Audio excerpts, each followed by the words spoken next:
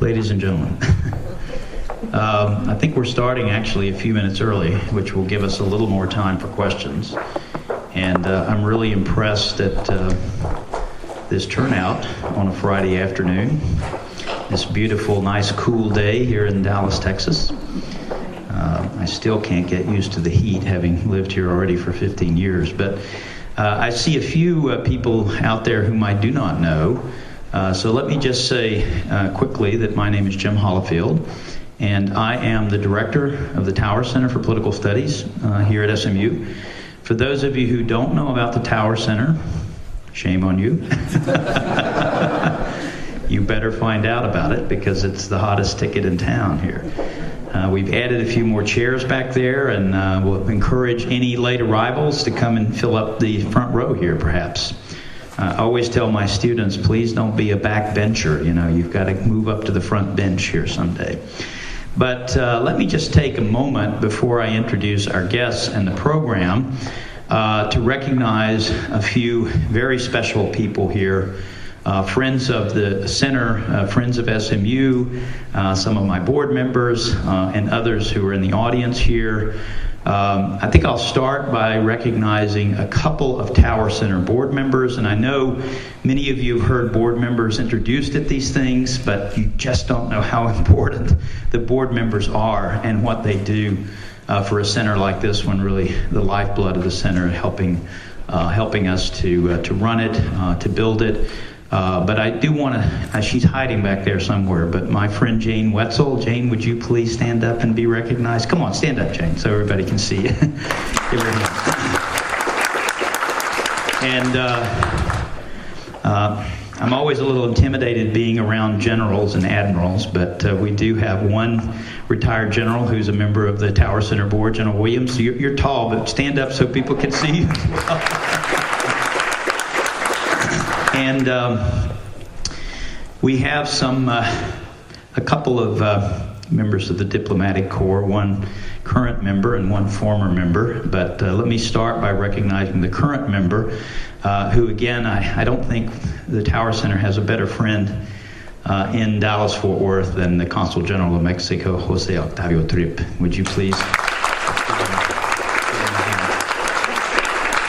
And even though he didn't put his tie on today, I'm going to ask the former ambassador to Costa Rica, also a great friend and the chair of the Foundation for the George W. Bush Presidential Center. Many of you will recognize Mark Langdale, the ambassador to Costa Rica. So let's get down to the program and why we're here. My colleague, Luisa de Rosal, who's in the back there, said, you know, we really need to do a program on Mexico. And this is it. I think even though Mexico and U.S.-Mexico has been overshadowed by so many different crises that are going on in the world right now, certainly for Texas, and I would say for the United States as well, this is one of the most important bilateral relationships for our country. So I think it's very important that we understand what's going on in Mexico, especially the state of democracy in Mexico and political developments there on the domestic side, and what those changes mean for us here in Texas and for the United States in this bilateral relationship. In my lifetime, I'm getting on up there, it has changed dramatically. Imagine what this relationship was like 40, 50 years ago. And I think one of my guests, Rod Camp, told me he began his studies of Mexico in 1967. So he's also seen a lot of this transpire. Well, I'm going to introduce our guests, and I will also moderate the discussion afterwards. I might exercise the prerogative and ask a couple of my own leading questions before we turn to the audience. But this really is a treat this afternoon. We have two of the leading scholars of Mexico and U.S.-Mexico joining us. And I just realized I'm sitting between them up here. And listen to this, guys. I am flanked by two Californians. Both of them, I have learned, are Angelinos. and the Texan, I guess, will be sitting in the middle. But just think about this experience of their living and working in California, in Southern California, and us here in Mexico. So this is going to be pretty interesting, I think. The first speaker is going to be Roderic Camp, who is the Philip McKenna Professor of the Pacific Rim at Claremont McKenna College. I don't know, which one of his books to start with in terms of listing them all. I think I will not do that in the interest of time, since he's written 20 books on Mexico. Some of you may know Politics in Mexico, The Democratic Transformation, published by Oxford University Press. I think the Consul General and others here were telling me that some of the first books they read studying Mexican politics were written by Professor Kemp. So he is somebody who has spent a lifetime studying Mexico. I would just add, perhaps for the discussion, you should know that among his expertise is religion and politics in Mexico and in Latin America more broadly. He's also an expert on civil military relations, and the military and politics, a very important subject. Our second guest, I should add, Professor Camp, this is his first visit to SMU, and I hope it will not be the last. But my other colleague, Pamela Starr, who's sitting on my right here, she has been to SMU many times. I like to say she's a regular here. She is an associate professor of international relations at one of our sister schools, I guess you could say that, the University of Southern California. She is the director of the U.S.-Mexico network, so she has built her own Mexico program and operation, which reaches, I think, across the country and across both countries, I should say. She lived 8 years in Mexico and was a professor at ITAM. She has written very widely especially on U.S.-Mexico relations. So the way we're going to do this is we're going to start with the domestic situation to see what's going on with Mexican democracy. Professor Camp will lead that off, and then I will transition to Professor Starr, who will follow him and build on that and talk about the bilateral relationship in particular. So let's give them one more big round of applause and a Texas welcome.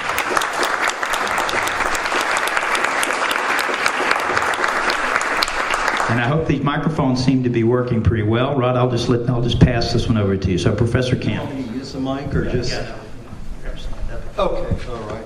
Well, I might subtitle my comments today, "The Return of PRI, What Does It Mean for Mexican Democracy?" And I believe by far the most significant political achievement since 2012 is the Pact for Mexico, which indeed I would actually argue that it has the potential for being the most significant political outcome since the 2000 election.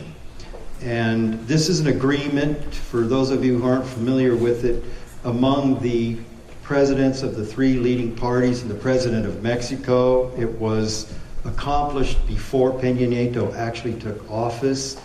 And that agreement specified a number of major reforms that all the parties were going to support. And it lasted for the first 14 months of his administration. Why is it so significant? Every political analyst I know believes Mexico achieved electoral democracy back in 2000. And that was reinforced again 2 years ago when PRI actually won the presidential election. But Mexico has not achieved what I would call a consolidated democracy. That is, the functions of democracy, for example, it has failed to achieve a strong culture of law, transparency, and accountability. These three components, among others, are essential, in my opinion, for a consolidated democracy. The importance of the process that Mexico has undergone is demonstrated by comparative survey results of the average Mexican. Back in 2000, half of all Mexicans viewed the PRI party that just came back into office, as opposing Mr. Fox's legislation. 61% viewed the PRD, the other major party in Mexico, as opposing Mr. Calderon's legislation.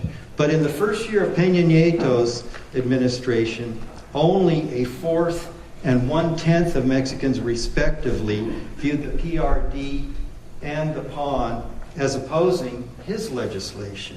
So what the parties had achieved, and maybe you can give more credit to Peña Nieto, is a technique from which all the parties could take credit, making it possible for the government, as distinct from presidents, to meet citizen expectations.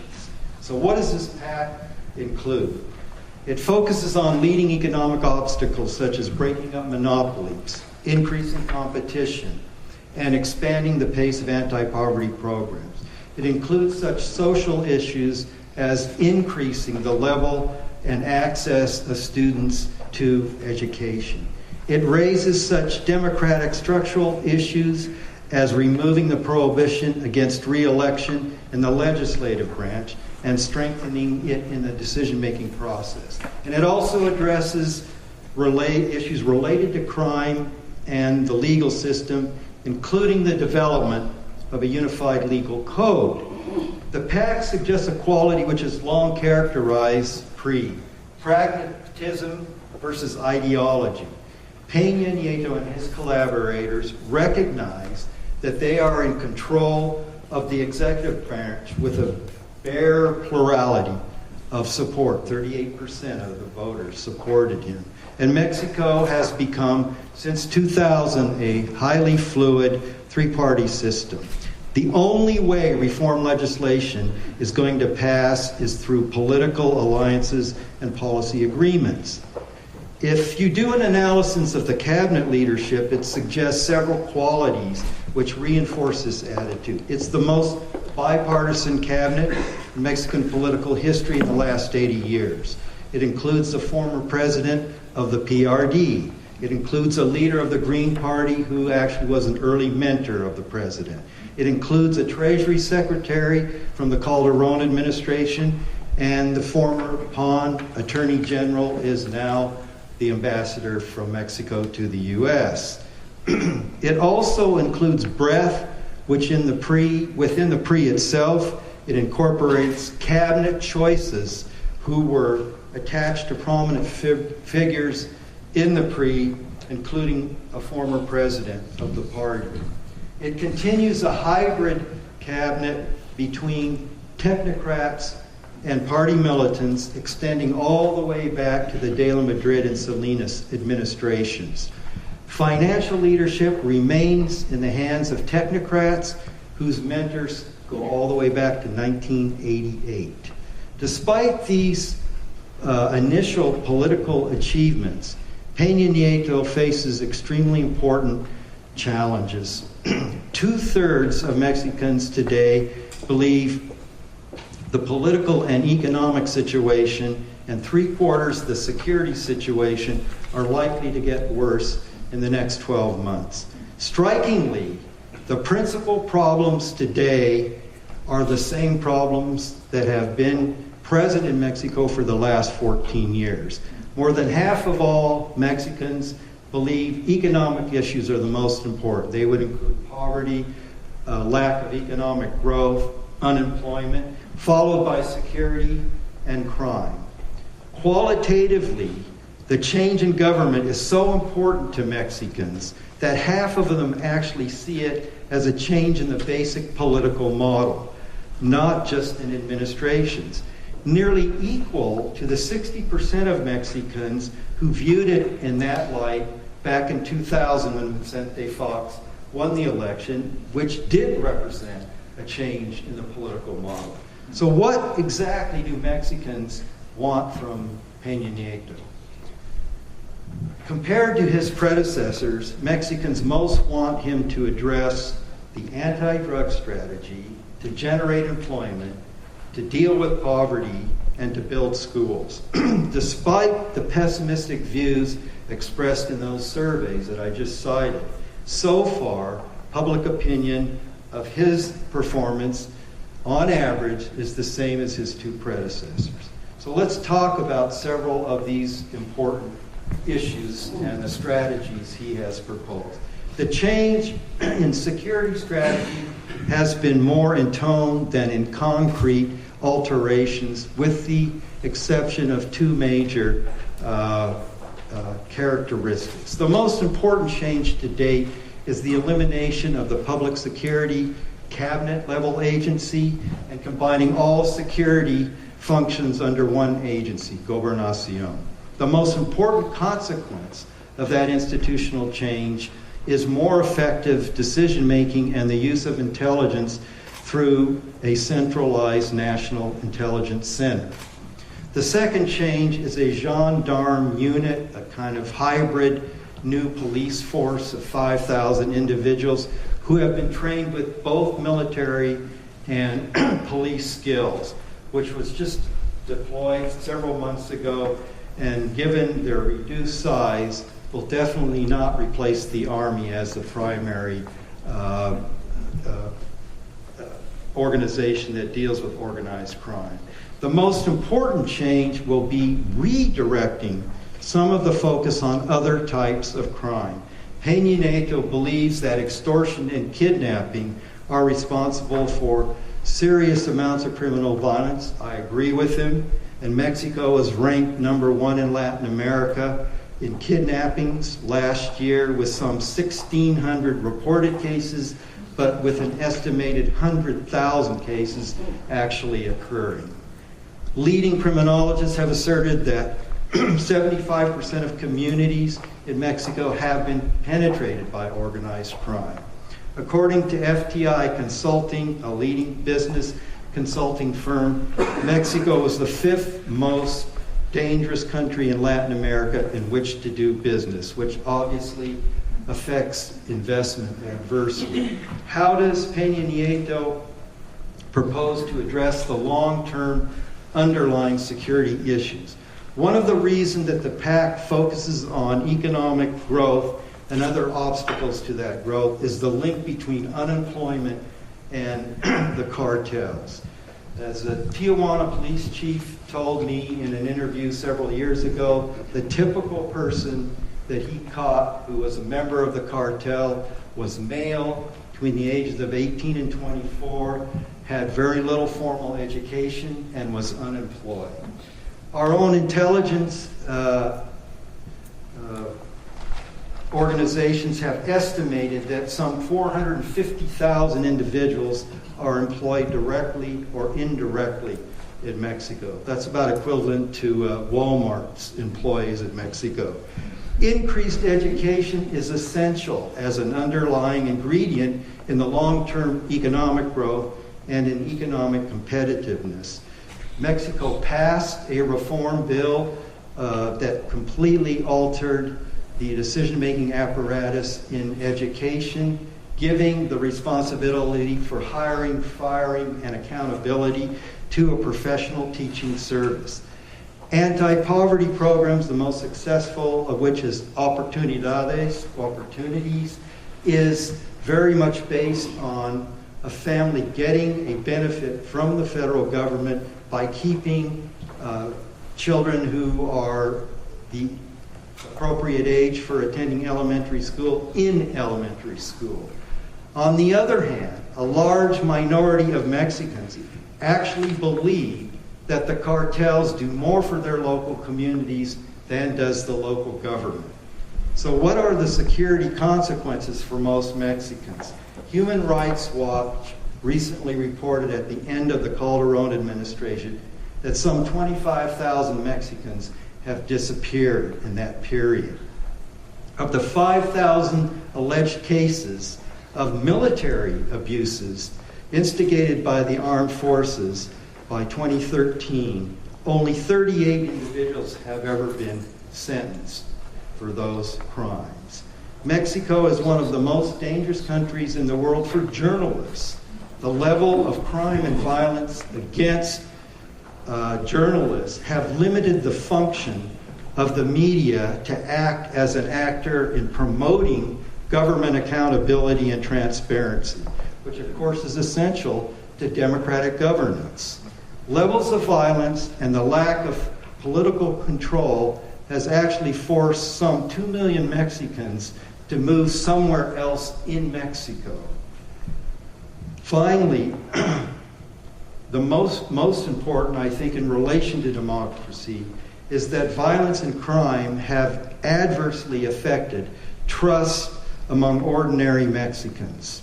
The political consequence for Mexicans and also for many Latin Americans would be their willingness to replace democratic governance with authoritarian governance if it would actually reduce the violence. Support has grown dramatically, as you have probably noticed in some press accounts, for police named by ordinary citizens instead of local authorities. Cartels are now believed to be second only to state governors in exerting power regionally. The vast majority of Mexicans believe they are unsafe. In fact, over 60% reported this year that they fear being kidnapped or robbed. And more than half of all Mexicans reported paying bribes either to the police or to the judiciary just in the last year alone.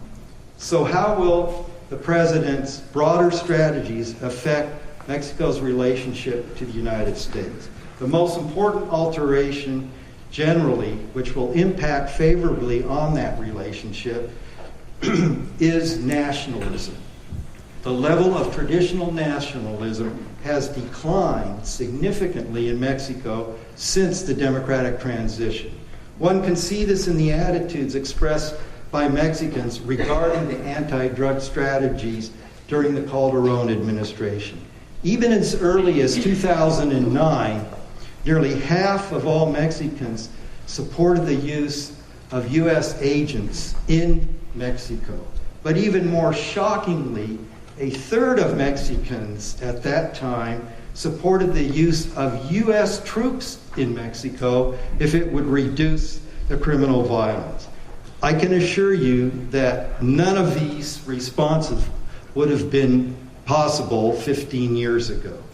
There is one fundamental issue which no government has addressed linked to the likely success of nearly all of these policy issues that I have mentioned, which is ingrained, pervasive corruption, both institutional and cultural. The pervasive influence of corruption, despite these ongoing changes, results in a complete lack of respect for and trust in the judiciary. Indeed, 1 in 5 Mexicans, the highest response in Latin America, believe paying a bribe is justified given that corruption. At the end of the Calderon administration, the then Secretary of Gobernacion reported that they had vetted half of all police at all levels in Mexico and found 40,000 of those individuals were corrupt. We are the origin of the problem that Mexico faces as the world's leading market for illegal drugs. But when asked what is responsible for continuing cartel and criminal violence in Mexico, 70% of Mexicans point to corruption and only 30% to U.S. consumption. 1 in 3 Mexicans reported being a victim of crime, and 1 out of 2 Mexicans, even in Mexico City, reported the same result, which is the highest level of any capital city in Latin America. So we can identify 3 broad themes from this analysis. First, the major policy changes which have occurred to date are largely institutional alterations, a strategy which the U.S. itself supports, illustrated by our funding for legal training and revamping the Napoleonic legal code. But Mexico's more fundamental problems often have to do with untractable, informal patterns which determine the actual effectiveness of those institutional changes, whether they're old or new. These patterns are present and often determine economic, political, and social behavior. For example, every presidential election since 2000 has reinforced the presence of electoral democracy. That's a wonderful achievement. Yet surveys reveal that in each of those elections, approximately the same percentage of Mexicans who voted for the most important candidate who lost the election, the second highest vote getter, believes that the election was fraudulent and that Mexico also is not a democracy.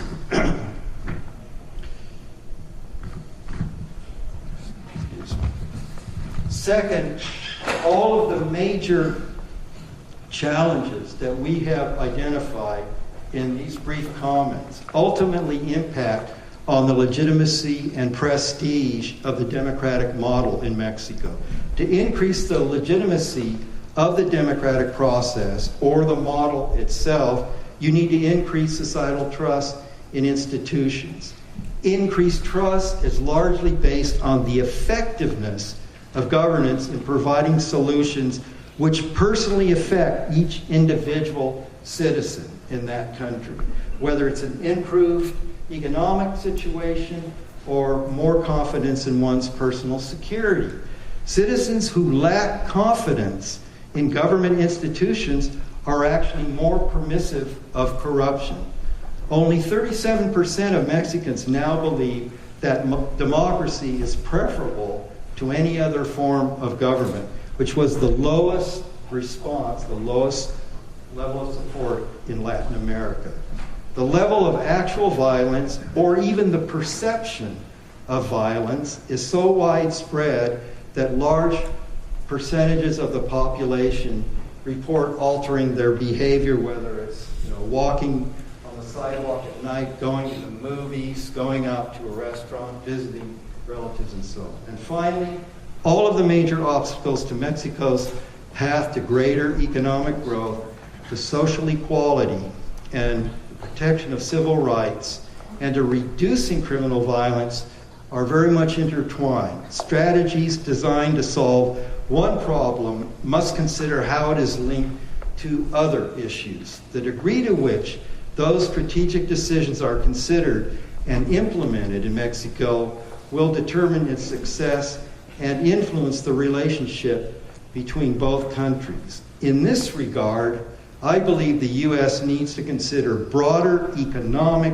assistance to Mexico to address underlying structural problems, many of which exacerbate the levels of organized crime and violence, instead of focusing its resources on security.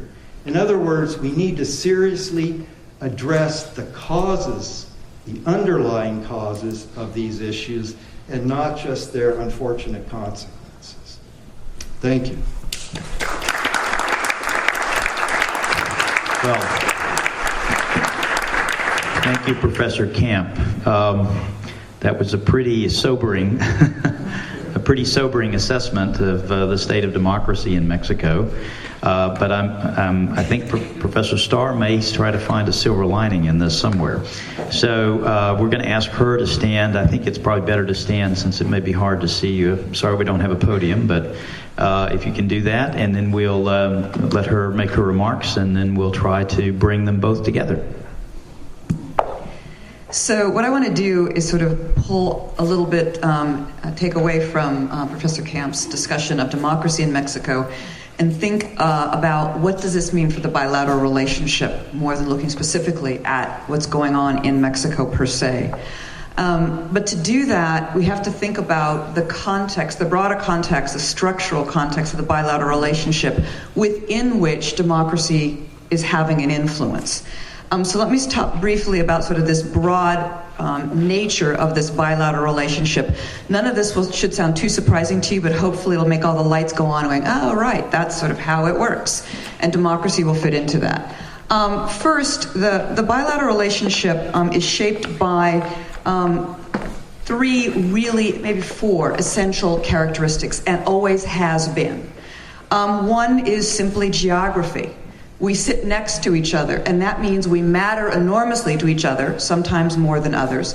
But it also means we're constantly interacting with one another, whether that was simply because of smuggling 150 years ago and small migration, or now with the significant level of economic exchange and migration, but also issues of public health and water and things. We're always interacting with one another. Second, we're doing it within the context of an enormous power asymmetry. Less today than 50 years ago, 100 years ago, 150 years ago. Less today probably than ever before, but still it is enormous. And that means for the part of the United States, it's inevitable when you're big and bad, you're arrogant. That's just the nature of being big and strong. It just happens. We're humans, the way we behave. And when you're the weak side, you are very sensitive, mistrustful, often fearful. That then has fled into what we see as the history of the bilateral relationship, which has been a combination of arrogance and sensitivity, and sometimes we manage to get along. But there's this long history that demonstrates to Mexico that this relationship is a difficult one that Mexico has to manage very carefully because it's sitting on the border of a superpower. Second, or I guess the fourth right now, so geography, asymmetry, history. The last one is we're very different culturally. And although we're both countries of the Enlightenment, which means we're not that different than we are from Middle Eastern cultures or Asian cultures, we're still very different, and that leads to misunderstandings. So my point is that this is a relationship that inevitably has an undercurrent of conflict. Sometimes it's the main current in the relationship, but right now I would say it's a constant undercurrent. We can't get away from it. We're constantly picking at each other from time to time because of this structural characteristic of the relationship. If we look across the history of U.S.-Mexico relations over the last 100 years or so, what we see is a relationship that has moved back and forth from time to time, between a relationship that's dominated by conflict, a relationship that's dominated by cooperation, and there was a period in time where we just simply ignored each other. I don't want to go through that whole history. You don't need to know the history of the bilateral relationship. The important thing here is what defined those periods was basically whether Mexico was first and foremost seemed to be a risk to U.S. national security. When Mexico seems to be a threat to U.S. national security, we not only pay attention, we are very, very insistent about how Mexico ought to behave.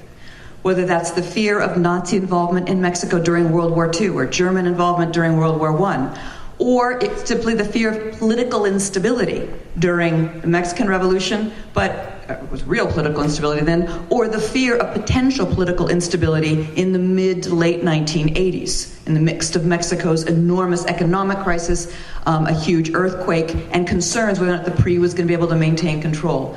When those things happen, the United States pays attention. And it causes conflict in the relationship.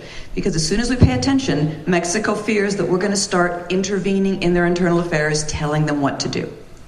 The second thing that draws attention is when Mexico seems to be violating property rights. That doesn't happen much anymore, but it was standard operating procedure in Mexico for much of the 20th century, simply because they had a much more statist economic system than the United States did. And when the United States was concerned that Mexico was going to expropriate property without proper compensation, that caused tensions in the relationship.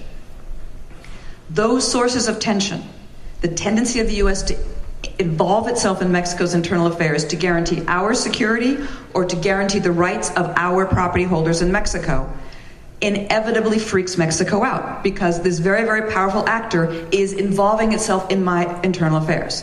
And when Mexico looks back at history, it looks at a country that that first took half of Mexican territory, then we overthrew a president only to oppose his successor, intervened, sent in troops to Mexico during the Mexican Revolution, then told Mexico how to run itself. Mexico remembers that history of arrogance, that history of we know better than you how to make Mexico stable and prosperous. And so it brings up those concerns.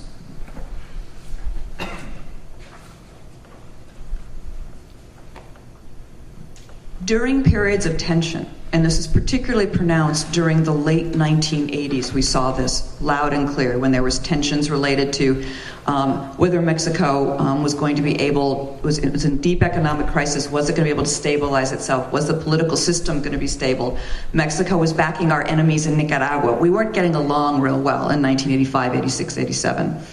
In that period, part of the discussion about Mexico and the United States became the discussion, and part of Mexico's problem, the reason they could become a threat to U.S. national security, is because they don't know how to manage their economy. It's a statist economy, it's not a market economy. That's part of Mexico's problem. And Mexico is an authoritarian regime, not a democratic regime. So part of the source of the conflict, or the reinforcement of the conflict, was the sense that Mexico was doing things economically and politically incorrectly, and that was part of the problem.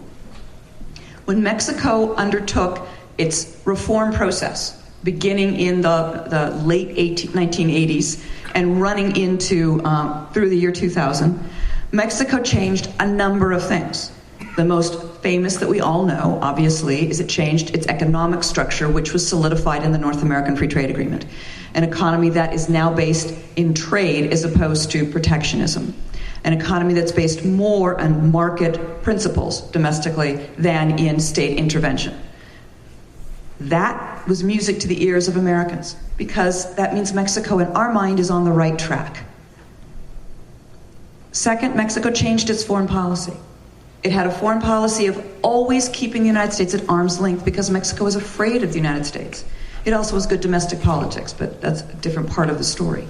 That changed with the North American Free Trade Agreement. Mexico embraced the United States as opposed to keeping us at arm's distance. Very, very different.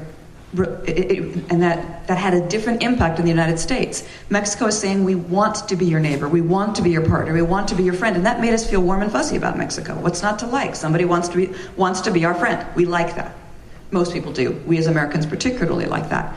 And then the third thing, between 1997 and 2000, Mexico became an electoral democracy. I'm emphasizing all of that because those three things together, with democracy being the capstone, changed the way the United States perceived Mexico. Yes, Mexico is still a country with a lot of problems. It's poor. Americans tend to look at Mexico. If you look at what are those diagrams called that they have the word size based on the number of responses to the question? What? Somebody knows the answer to that question. I can't what it is, but it's basically it's a visual image of poll responses, and the responses to the poll, the more responses you get, the bigger the word is. So when you have one of those, what's it called? Word cloud. Word cloud. There it is, a word cloud. How complicated is that?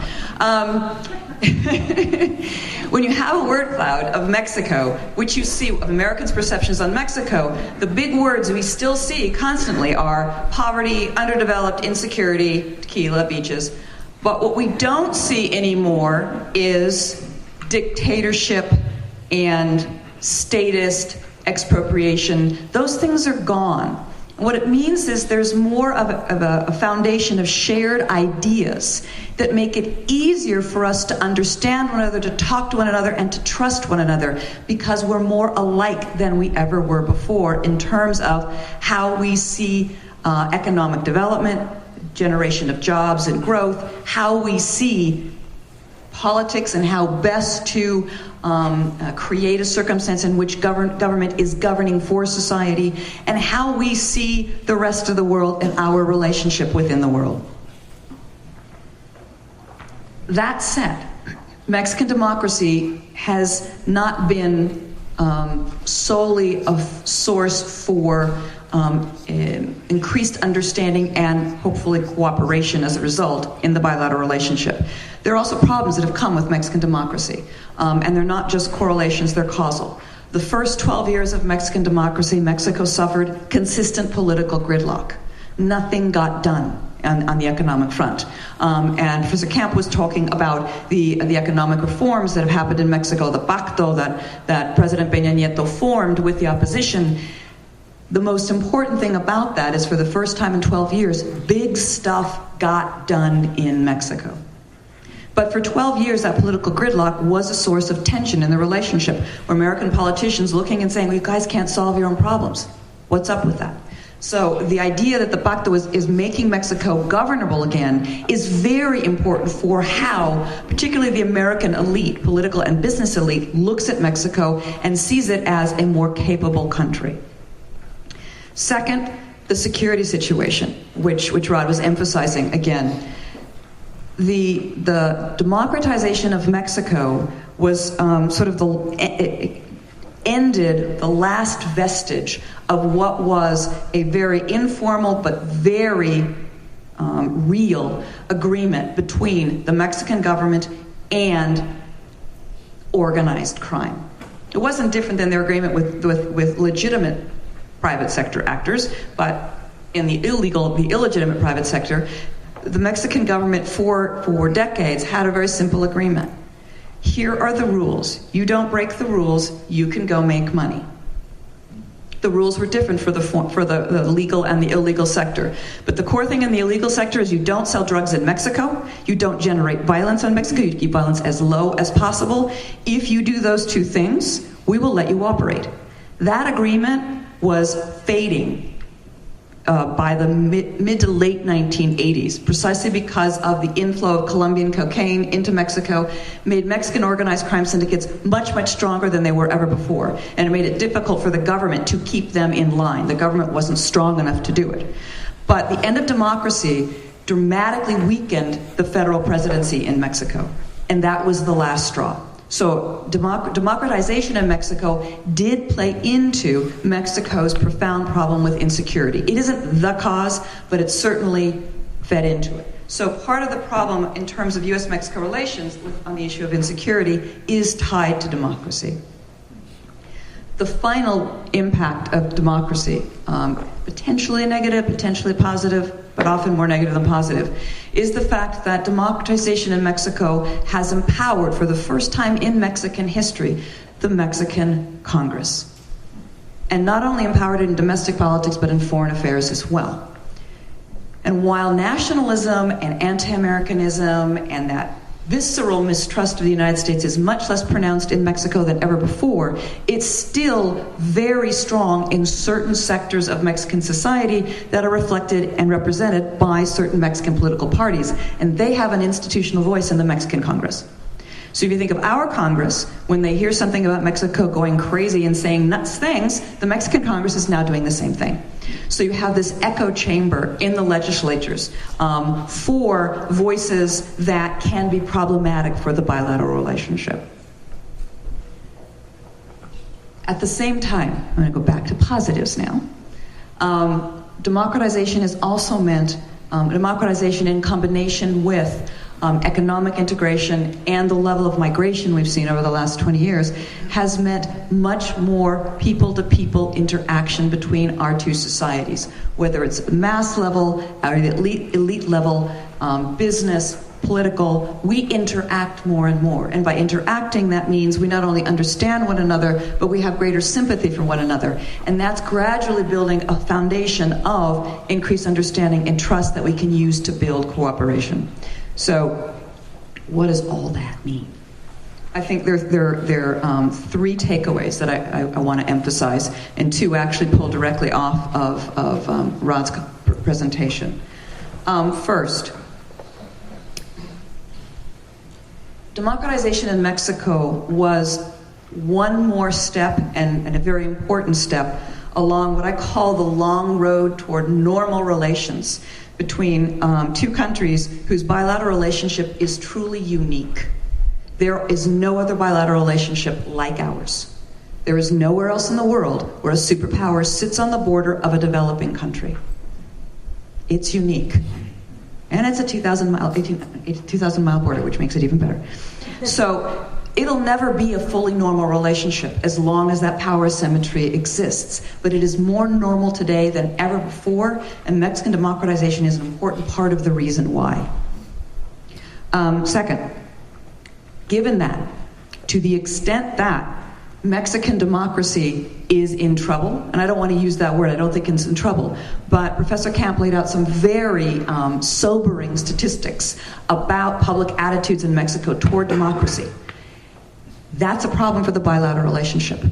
If I'm right, and if democracy is an important piece of this normalization of this unique relationship, then it is in the interest of the United States to make sure democracy works in Mexico. And third, we know the two key factors that are undermining Mexican confidence in democracy are economic problems, poverty, lack of job and opportunities, and insecurity. And that also, it means that we at the United States have a responsibility to help Mexico deal with those problems because it is in our national interest to do so. So I'll leave it at that.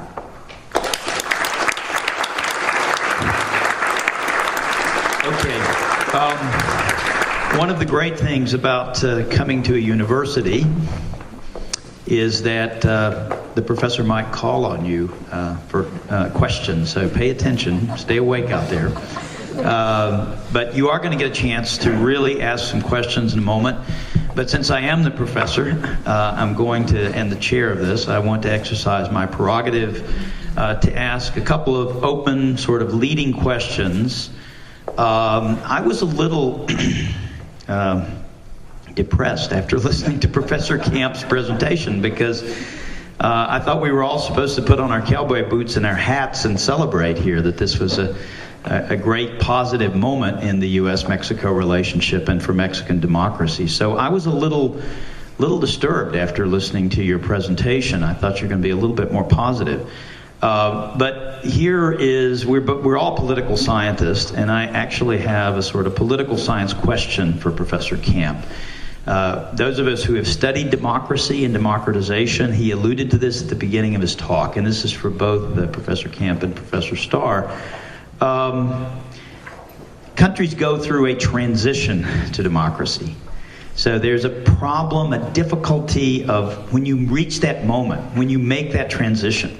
And I think we're all in agreement that Mexico has become a democracy, an electoral democracy, that's the term you use, which means that power will alternate between political parties and that votes really, really matter.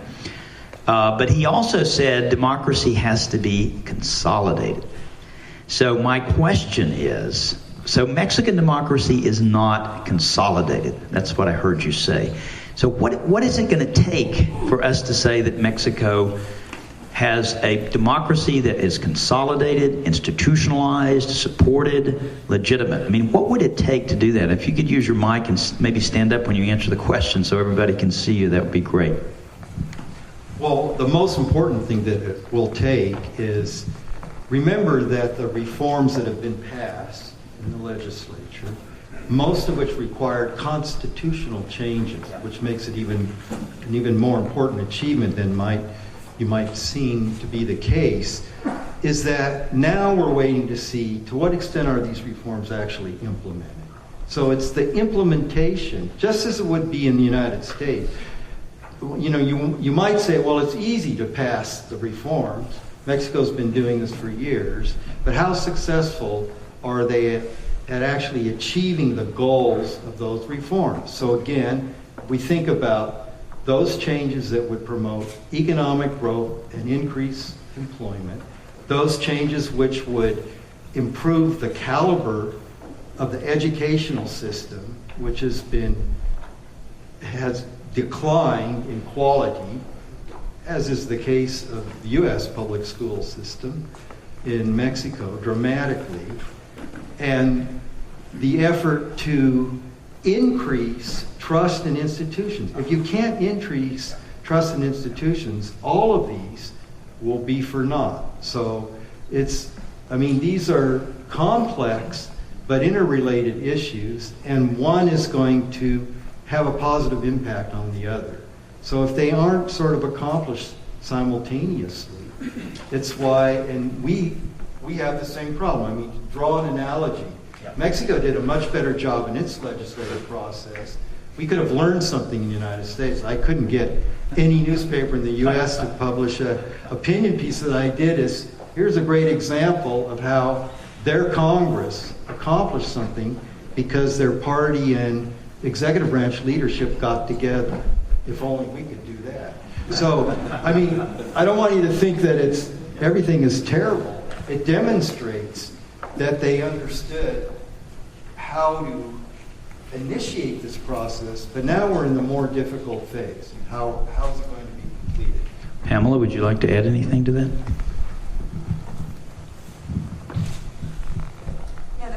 A couple things I think I'd add to that. First, sort of building on what Professor Camp just said, it seems to me that part of public discontent with democracy has to do with the fact that since Mexico's had democracy, it suffered political gridlock.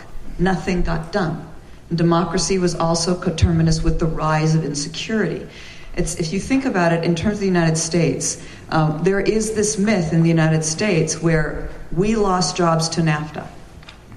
We lost jobs to Mexico thanks to NAFTA. But if you look at the jobs, particularly in the manufacturing sector, Mexico lost jobs at exactly the same time we lost jobs in the manufacturing sector. We both lost them to China.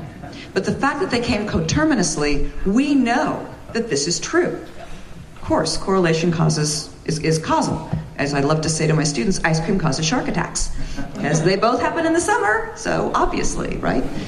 The same thing has happened to Mexican democracy. It has come with this difficult time in Mexico, where Mexico's gone through 2 recessions under democracy. It's gone through this huge increase in security and apparent complete lack of governance. So I'm cautiously optimistic when the country begins to see things happen, where there actually is an impact on people's lives over the next 4 to 5 years and beyond with some of these reforms, then there will be less skepticism, less negativity, and more happiness with the governmental system that's generating jobs and hopefully more security.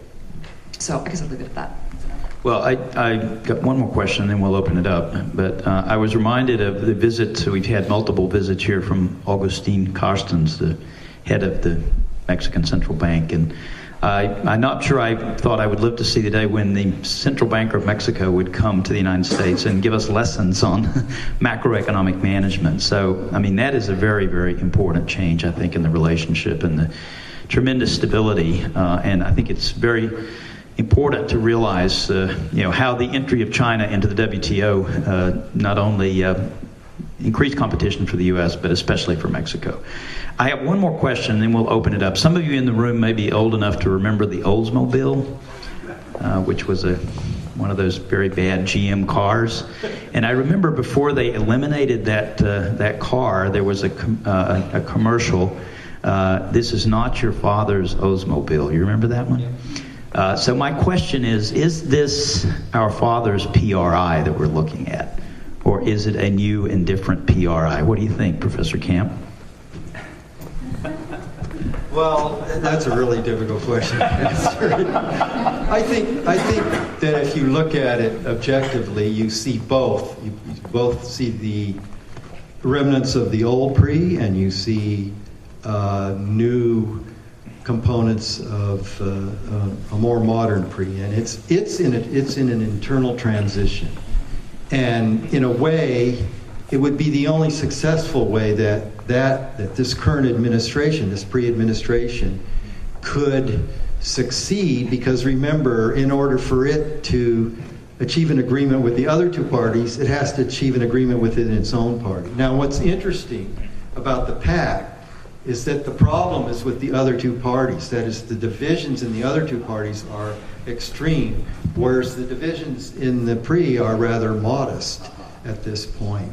So, it makes it more complex, but it also makes it more realistic. If you had one side versus the other completely dominate that administration, the pact would probably have never been possible. Okay, Pamela, you have anything to add? Nope, you're satisfied that this is not our father's PRI here. Okay, well, I know there are so many of you in the audience here with questions waiting, and I see Sanford Thatcher sitting over here with his hand up, who has edited probably at least dozens, if not 100+ books on Mexico and Mexican politics. Sandy, you want to have the first question? Yeah, I'd suggest that to gain public support in the United States for the kinds of policies that Professor Camp thought would be helpful for getting Mexico to consolidate its democracy really requires more sophisticated understanding of the public in the United States about what's going on. I attended a city council meeting in Frisco a month or so ago, which was a debate about whether the council should pass a resolution essentially saying that Frisco should have no responsibility for providing any support for child migrants coming into this country. Okay? What was encouraging about it was that it was a standing room only debate. There were more than, say, 300 or 400 citizens out there intensely interested in it. What was discouraging was that so much of the discussion reflected a very simplistic level of political rhetoric, which is just all over the place these days. What was encouraging was that the people with the most articulate understanding of the issues were the students or the people who had just graduated from college, which gives me some hope for the future. But my question is this: how do you actually get a better level of understanding of our neighbor in this country among the general public? We have some very good journalists, the Dallas Morning News, who write about Mexico, and that helps. But I wonder if you think, what other ways can we help raise this level of understanding of Mexico? Who would like to start? Well, Sandy, I think I'm pretty pessimistic about that. And the reason why I'm pessimistic about it is we don't even understand our own political system, let alone trying to explain, the system of Mexico. I think you would be unpleasantly surprised to find out how little even most college students know about, let's say, 20th century history of the United States, who our allies were in World War II, approximately what decade was the Civil War. In fact, I just saw a study in which 2/3 of Americans couldn't name the 3 branches of government. So, it's much more striking than you would actually believe. The contrary side, Mexico has the same problem, even in terms of, explaining its own history. About 15% of Mexicans think they got their independence from us. Well, that would really distort, what some of the things Pamela was saying about the relationship, because there's enough real reasons to explain the difficulties that some people might have. And then on the other hand, you have totally surprising results in terms of how Mexicans, react to something versus how Americans. So there was a Pew poll not too long ago where they were asking very interesting social questions, and the one I remember from the American response, which shocked me, was 9 out of 10 Americans, in answer to the question, would it be okay if your child married a Mexican, said yes. But when they asked Mexicans the reverse of that question, it was more like 50% said yes. So sometimes, the answer is the reverse of what you might expect. But to me, it would be a very, very difficult task, although I spent my whole life trying to do exactly what you are saying, because people just won't read enough about those conditions and those qualities to actually make reasoned, objective judgments about it. So most people are reaching conclusions on the basis of incorrect information. And all I'm saying is that we're probably no better at doing that than we think, Mexicans are. Again, Pamela, would you like to add something? Yeah, I'm going to add something controversial to that. And it's particularly controversial since I'm an educator. We're both educators. And the point I'm going to make is, I completely agree with everything Rod said, and it doesn't matter. And it doesn't matter for precisely, I mean, he's absolutely right, but it's true of every society everywhere in the world. Nobody understands different cultures and different political systems. We don't. What matters, and I'm going to put on my public diplomacy hat because I'm a professor of international relations and public diplomacy at USC. What matters is how we perceive one another. How do we think about one another? The bigger challenge we have in the bilateral relationship is how do we get our two societies to think more positively about the other? So that when you ask somebody about Mexico, the word cloud doesn't say things like poor and insecure. It says things like partner and neighbor and developing. Or on the Mexican side, that word cloud doesn't say things like imperialist. And what's the other one that comes out in the word cloud? Annex. What was that? Annex. And that's part of it is the Consul General's job. That's what he does. I mean, I work closely with the Consul Generals in Los Angeles and Sacramento. Both are very good friends of mine. But that's part of the challenge. I mean, it's not the entire job, obviously. There's other things that you do. But part of the job that the Mexican Diplomatic Corps has in the United States and the U.S. Diplomatic Corps has in Mexico is this process of trying to work with the private sector, with societal groups, throughout the country to begin the process of getting us to think differently about one another. And I think that's where we should put our emphasis. I mean, Rod and I are going to keep teaching, and we'll keep writing our editorials and stuff.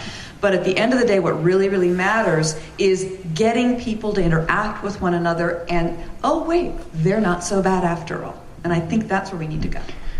Okay, Deirdre, and then in the front here, then Ed. But first Deirdre, and then the gentleman on the front row. Deirdre. Thanks, Jim. Dr. Starr, I want to go back to something that you just said because you gave me a great segue about partnerships. I know the focus has been on politics, but you both mentioned the economy and the almost dire situation that the economy is. But when you look at a partnership, Dr. Starr, you mentioned the fact that the economy started to take a turn when they moved to a market-based economy focused on trade, and that NAFTA influenced that. But what neither of you mentioned was the TIP partnership or the Trans-Atlantic or the Trans-Pacific or Transatlantic partnership. Can you either of you talk about how Mexico perceives that? Because NAFTA was a special relationship between the U.S., Canada, and Mexico. But now with this expansion, the shift or pivot to Asia and the pivot to Europe, how does Mexico perceive these partnerships, these expanded partnerships, as a threat or an opportunity? If they perceive it as a threat, how do they prepare to address it? If they perceive it as an opportunity, how so? Thank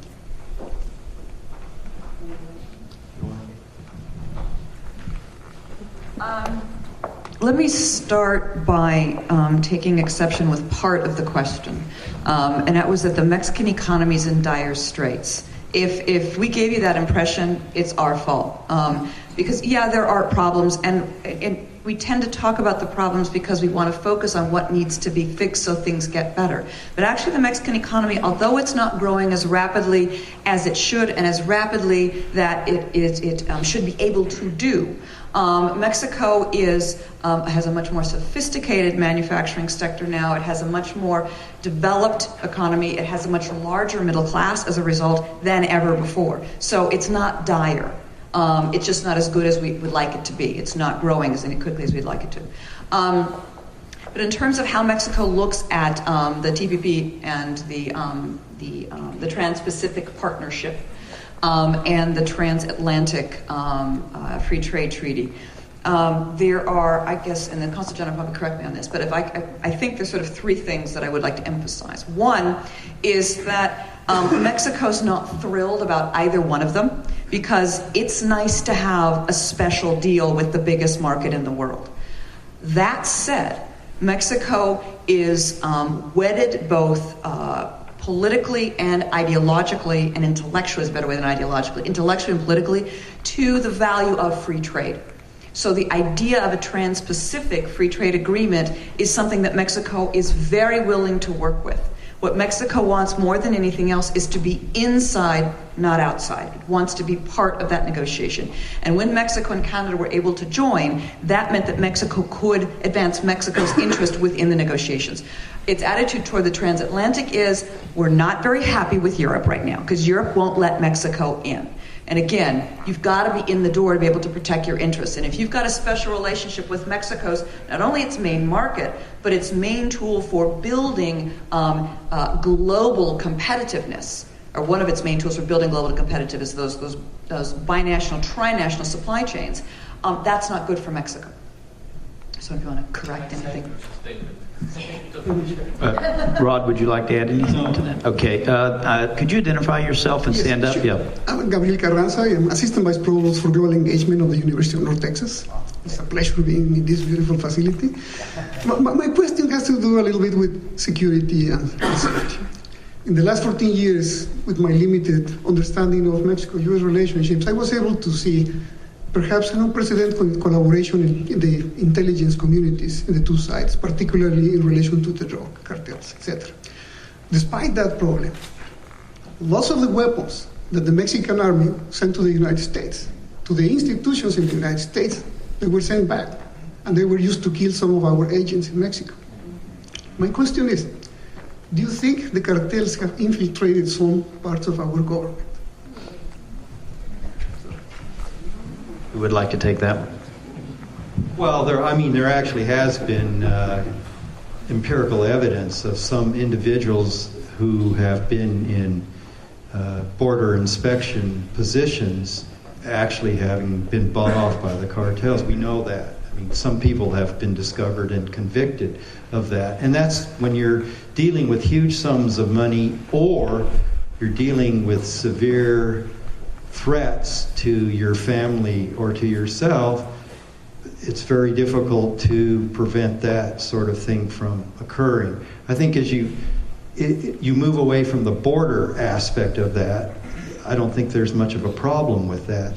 The problem, to me, are two things. One is that we, as far as dealing with the whole issue and with the underlying cause, which is illegal drugs, we spend somewhere between $15 and $20 billion every year. We spent 80%, 85% of that historically on interdiction. Interdiction has never produced a single change in the consumption of drugs in this country. Every year, the Health and Education and Welfare does a study of Americans over the age of 12, and they find that one in nine admit to using illegal drugs. It's been the same figure for the last 10 years. So my point would be, why don't we use our resources in a different way? The current leadership, in terms of using those funds, has decreased the percentage going to interdiction and increased the percentage going to education to prevent people from getting on drugs, and even helping people to get off of addiction, which isn't super effective, but it's a lot more effective than interdiction. That would require every member of Congress in the United States to admit there is a social problem in their district with illegal drug consumption. So when I lecture to university audiences made up of students, students sometimes will recognize, and somebody will stand up and say, well, we do a lot of consumption of marijuana. We're contributing to that demand by buying that particular drug. And the interesting thing about marijuana, it doesn't provide most of the income, maybe 8 to 10% of the total income, but it actually absorbs a much higher disproportionate percentage of security and police personnel to actually enforce the laws related to that particular drug.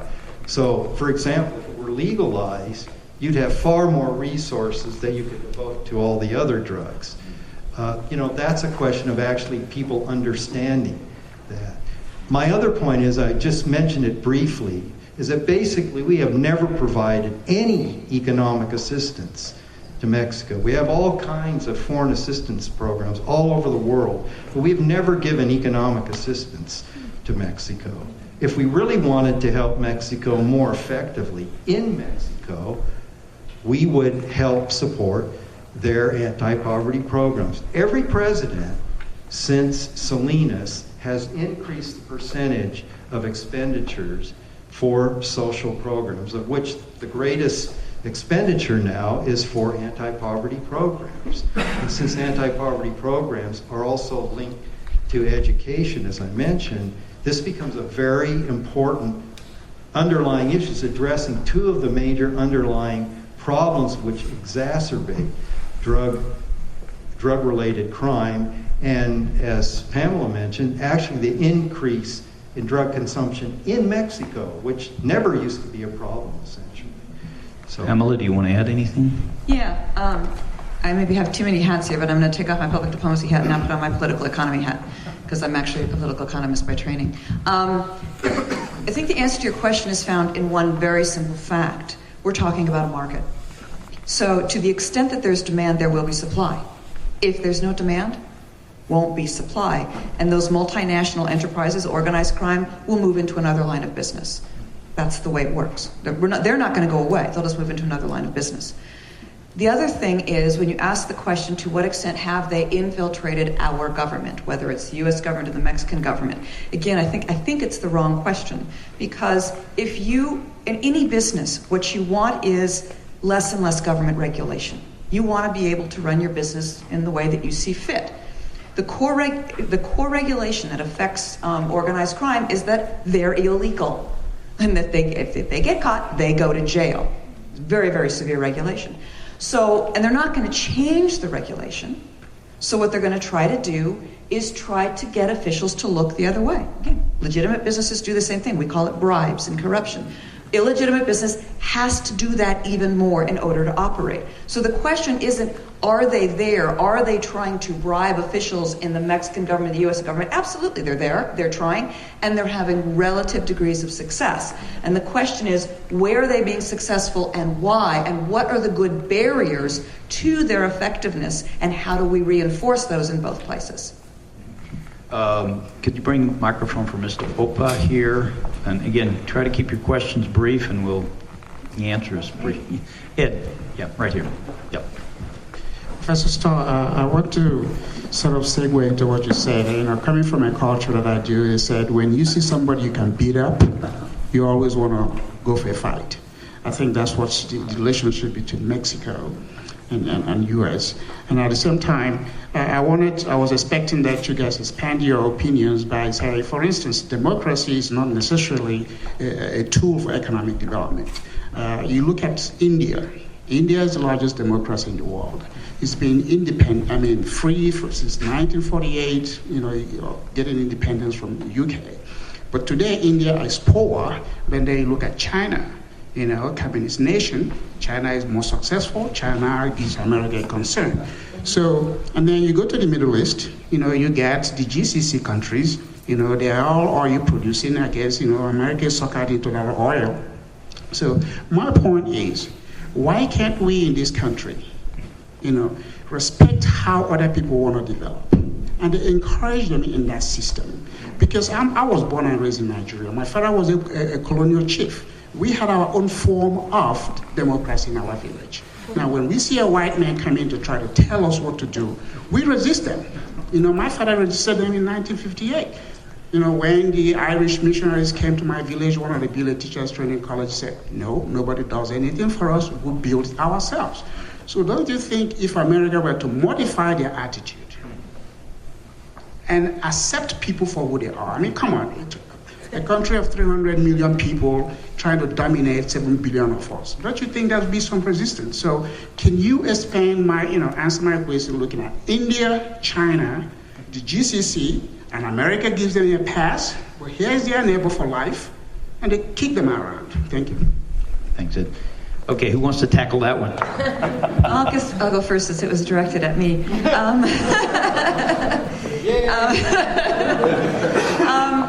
I think there are three things. First, I don't think either Rod nor I wanted to give the impression that democracy is a development policy. It absolutely is not. They're two separate things. One is how you manage your economy, one is how you manage the relationship between those who are governing and those who are governed. And there is the sense that, the historic evidence is that a democracy that is effective, meaning it's not only do you choose your leaders democratically through elections, but you govern through democratic practices. So there's a lot of accountability, and that there are formal institutions that house the basic democratic rules of behavior. Those tend to be stable political systems, and stability is an essential prerequisite for economic well-being. But other than that, I don't think there's necessarily a tie between democracy and development. You're absolutely right. I mean, yes, you've got India, actually was doing pretty well about 10 years ago, and they're taken off again, but another story.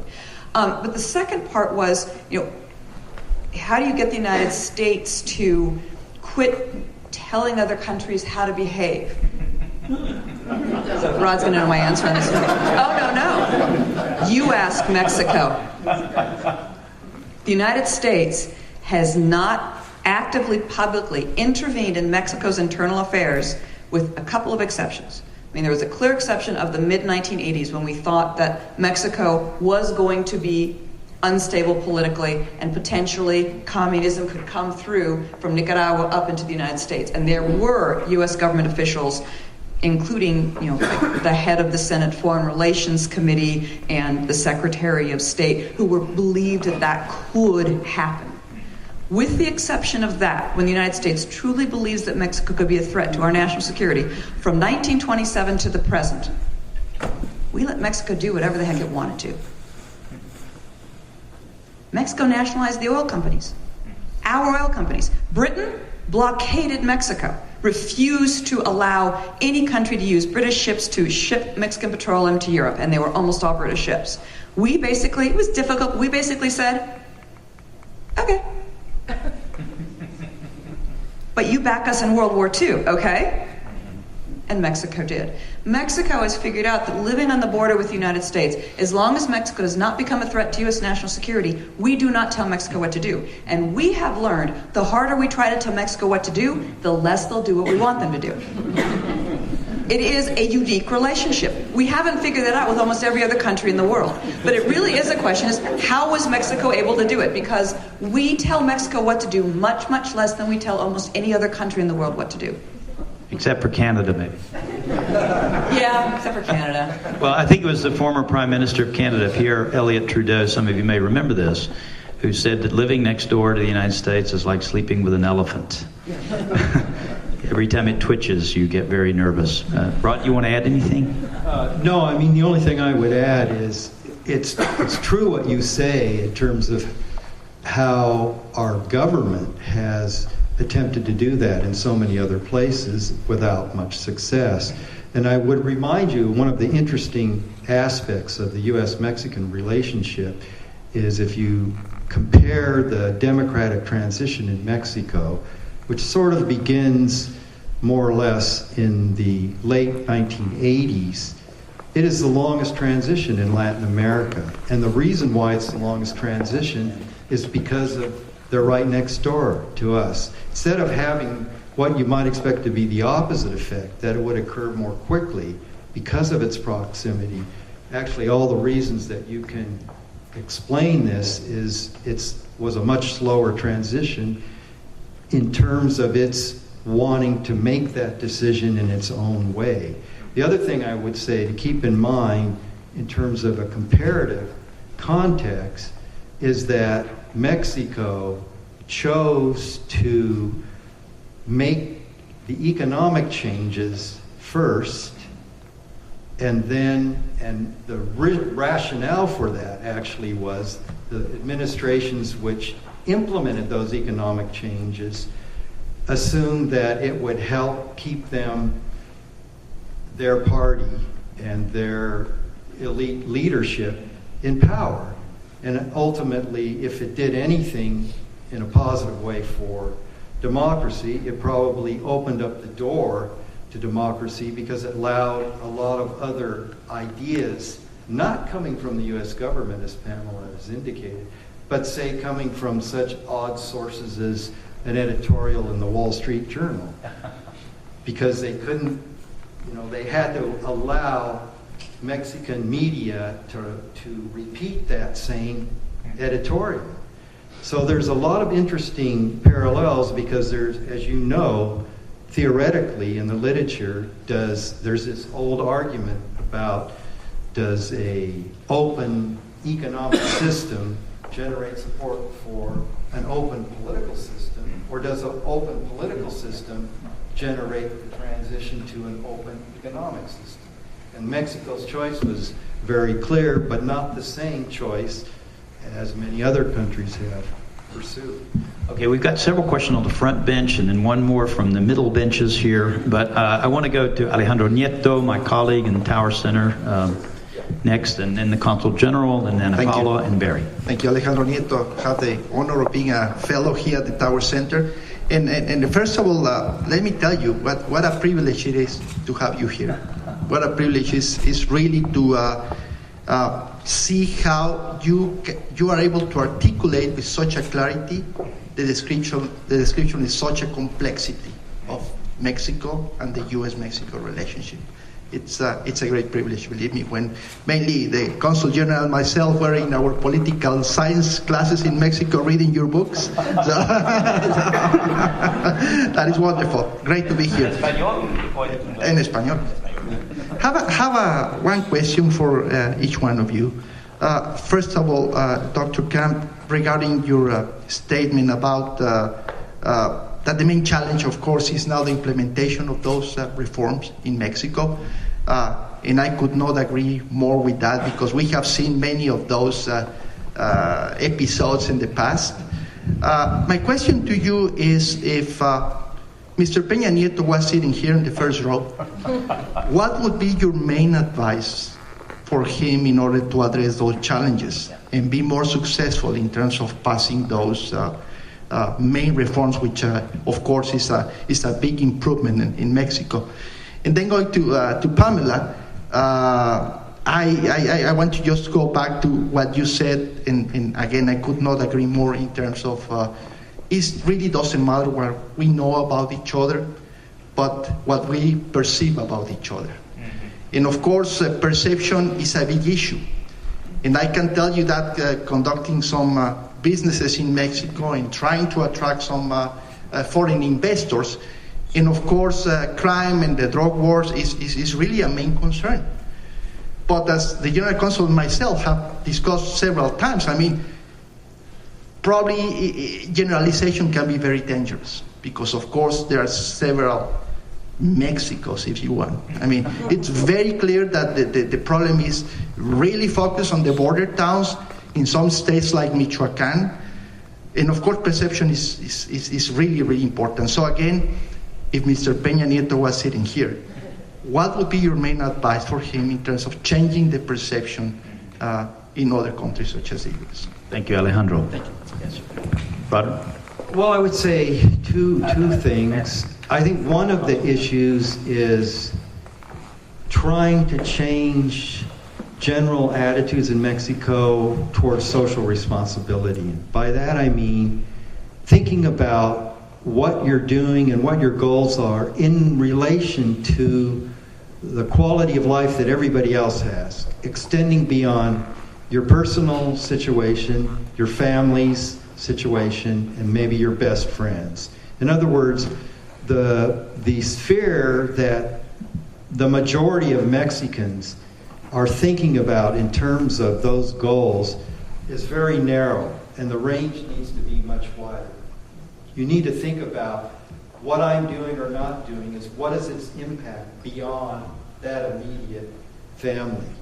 And that would be true in the business sector, it would be true in the public sector, it would be true in the social sector. The other thing that I can see from even what you were saying, we've seen this, where I've seen this most obvious, beginning with the Echeverria administration in 1970. Every single presidential administration has said, we're going to reform the police. We're going to get rid of corruption in the police, the most reviled single institution in Mexico. Nothing has ever happened. I don't care whether it was a PAN administration, pre-administration, and I wouldn't expect it in a PRD administration. And why? It's not because the people coming in are corrupt at the base level. It's because the people at the top are corrupt, because they are demanding bribes from the very people that are working under them, who want to be honest, but if they don't come up with money to give to their superiors, they're going to either lose their jobs or be assigned the worst jobs that are available in those organizations. So what I would say to Peña Nieto is you need to make leadership at all levels accountable. I'll just give you one other example that actually was shocking to me. And also in a recent survey that was done, I think maybe, may have been even throughout Latin America. 1 in 3 Mexicans said they actually had to pay a bribe to use the National Health Service, which, as you know, is one of the great achievements in Mexico.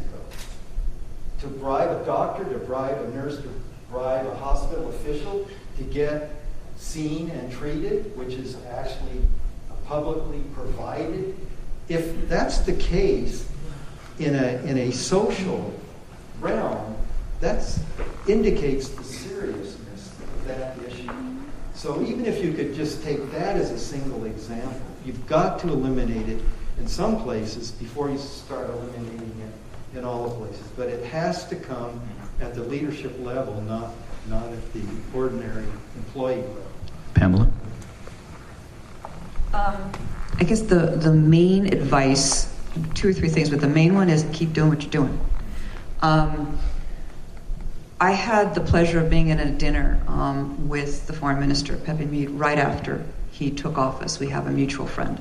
And this friend organized a dinner to talk about what an economist is going to do as foreign minister.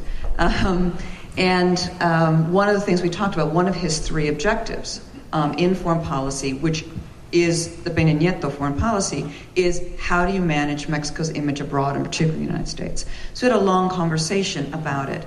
And since then, there are 2 core things the government's been doing which are spot on. First is talk about the good stuff. Don't deny the negative stuff, but don't dwell on it. Talk about the good stuff. And Peña Nieto's taken a lot of heat in Mexico for, just trying to ignore the security situation. But it's not that he's trying to ignore it. It's simply you talk up what's good. So people focus on the good. So there's that. The second thing that we know is really, really important in changing perceptions is it's easier for young people to change their minds than older people. The older we are, the harder it is to change our images of others. It's harder to change our thinking in general. Younger people's minds are much more flexible, so focused on youth. So the educational emphasis, the emphasis on educational exchange is really, really good and really important. And I really like the fact that they're willing to sign agreements now with states. This is the first government in Mexico that has ever signed any sort of binational treaty or agreement with the United States. It's not with the federal government, but with state governments. And so signing the educational exchange agreement with California and now with several other states was very important. If you can't do it at the federal level, go at the state level and do it there. The one bit of advice I would give is to be very, very careful on the security front and on the corruption front. On security, it has to be job 1.5. If it's not job 1, job 2, you've really, really got to go after it, because every time something happens, like happened in Iguala, suddenly everybody goes, oh, that's right, Mexico's totally unsafe. So you need to do that, and you also need to contextualize it when it happens. I mean, there's a reason this state is called Guerrero. It's not happenstance. And obviously you're not going to go out and say that, well, it's just because this is our warlike state. But it is the fact that, you mentioned there are multiple Mexicos, and this is a Mexico. The Tierra Caliente has been violent forever. It's the nature of the culture there for whatever reason. I don't know enough about it to say why. So there's got to be a way to contextualize it, and there has to be much, much more emphasis on contextualizing, because the emphasis has been on not talking about it. Now we need to think about how you talk about it contextualizing. And finally, really focus on anti-corruption, but not a big anti-corruption drive. The government needs to keep doing what I think they're doing. And I hope this is indeed what they're doing, is they're carving out big projects and saying, no corruption here. There will be no corruption in the construction of the airport. I mean, yeah, at the very low levels, there probably going to be something. But in terms of Significant corruption? No, because not only can Mexico not afford any damage that could cause to the quality of the infrastructure project, it's a very, very visible project. So in terms of both domestic politics and global image, can't afford it. And the same thing I think is also going to be true of the bidding process for foreign investment in the energy sector. And that's the way you do it. The way you change attitudes is you carve out areas where we will not allow corruption. You can't change the whole culture overnight. You change in little bits and snatches, but then sell it when you do it.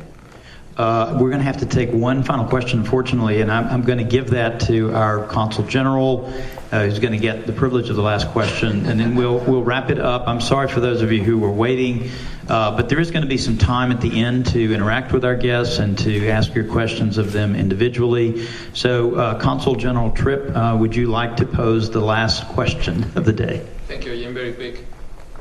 First of all, congratulations for this event. I think this is the best way in order to promote and improve the mutual perceptions with this kind of events. So congratulations for this initiative. One question for Dr. Camp. In your analysis, you basically shared with us the state of the public opinion in Mexico about democracy. Instead of the state of democracy in Mexico, I think that you shared with us the state of the public opinion in Mexico about the democracy. And in such context, you identify the main perceptions of the Mexican public opinion in fields such as security, the rule of law, and economics.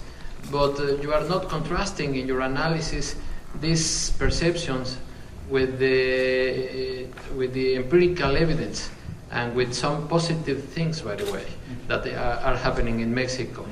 If we consider the macroeconomic stability during the last 20 years, and even in fighting the organized crime, if we see, for instance, what is happening in Ciudad Juárez or in Monterrey, and that now that currently the levels of insecurity in both cities are more or less the same that the American cities on the border, or talking about the different geographies in Mexico, and Yucatan and Querétaro, for instance, would have levels of security similar to Sweden, for instance. So, and talking about foreign investment, and that right now, fortunately, we're receiving a systematic and increasing flow of foreign investment in sectors like automobile industry and the aerospatial hub, and we hope that in the near future in the energy as well. So how do you, according to your experience in Mexico, how do you conciliate the both worlds? I mean, the terrible perception about the Mexican democracy in the public opinion, and the positive trends that, according to the hard data, we can identify in Mexico nowadays. Okay, this will wrap it up, Rod, and then we'll give Pamela a chance to have a last Well, word. there's two aspects to this. One is we know that perception, whether it's based on reality or not, is just as important as people's reality. So if you perceive that you are unsafe versus you have actually been a victim of crime, if those two experiences result in the same outcome, it makes the perception just as important as being an actual victim. And this is what has actually happened, not just in Mexico, but throughout Latin America. And I think what we know from survey research is that perception is far more significant than what we thought, particularly as it relates to security. So it's true what you said, for example, about investment, but it's also true that when the American Chamber of Commerce in Mexico did a survey of all the U.S. businesses that are doing business in Mexico, if that situation, the situation of crime, whether it was perceived or real, had any effect on their decision-making process, it found that a certain minority, maybe 10 or 15%, were seriously considering removing their company from Mexico. So what your figures don't include is you could have an increase of investments, so I'm just going to make a figure up, by 3% each year, which would be great. On the other hand, if you didn't have the perceived violence or the actual violence, you might be having 5% per year. You don't know what you're not getting because of that condition. And that's why I think it's so important. It's also so important for the democratic perceptions and the democratic functioning, because it affects how people judge democracy's performance.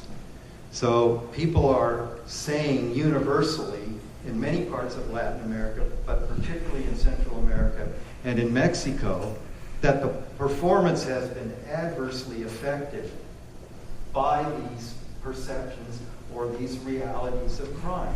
And you're absolutely right that one place in Mexico, let's take an example, Baja California del Sur is a very safe place to be. But Michoacan isn't a very safe place. But people don't know that. People aren't going to make those judgments.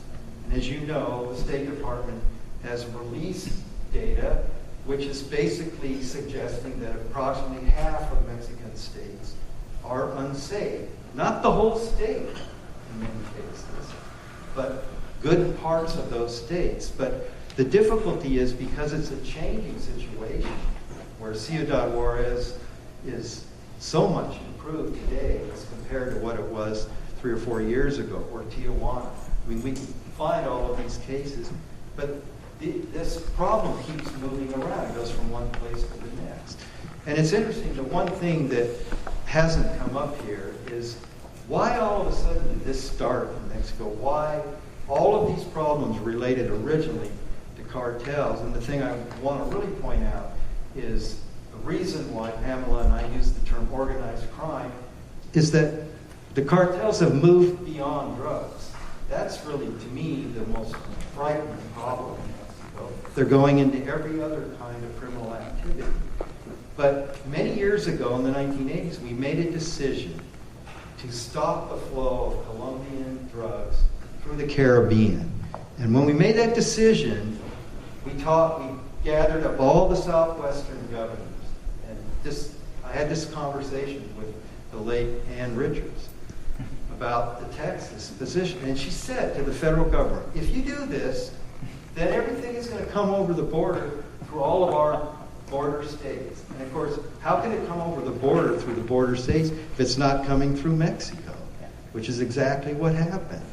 That was a strategic decision we made, knowing full well that we were going to create a different channel for those illegal drugs, but at the same time, this had a horrendous impact on Mexico. That was a terrible, erroneous decision, because it wasn't thinking about the long-term effects, not only for all of the border states, but even more importantly for Mexico itself, and now for Central America. So I think it's very difficult to assume that public opinion by itself doesn't have an impact on the quality of democracy. It does. It has an impact on whether people actually use it. It has an impact on whether they consider it to be accountable. It has an impact on whether they think it's transparent. And it has an impact on whether they think it is efficient. And I think those are the most important issues where there's a linkage between how people perceive those conditions and what impact it actually has on the quality of democracy itself. Pamela, a brief final word? No. Nope, you're good? Okay. Well, in that case, let's give them a big round of applause.